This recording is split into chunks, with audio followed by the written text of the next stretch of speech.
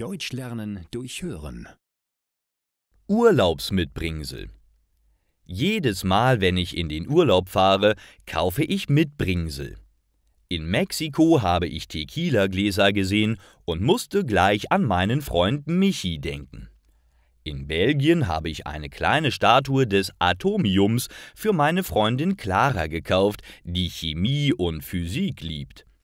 Und in Asien habe ich eine Kette mit einem besonderen Stein gekauft, den es nur in China gibt.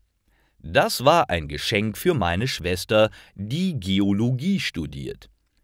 Auf Reisen finde ich immer die perfekten Mitbringsel für meine Freunde und Familie. Mir macht das Spaß. Ich gehe auf einem Markt spazieren und finde immer schöne Sachen. Dann denke ich an meine Freunde und kaufe ihnen schöne Geschenke. Ich bin aber sehr schlecht darin, ihnen diese Mitbringsel zu geben. Wenn ich von einer Reise nach Hause komme, dann habe ich immer ein Chaos. Ich packe meinen Koffer oft 2 Wochen lang nicht aus. Ich gebe die Mitbringsel an einen Ort, bis ich die Person treffe. Aber ich vergesse sie dann immer dort. Deswegen mache ich heute eine kleine Party mit 3 meiner besten Freunde. Wir essen gemeinsam und spielen ein Spiel.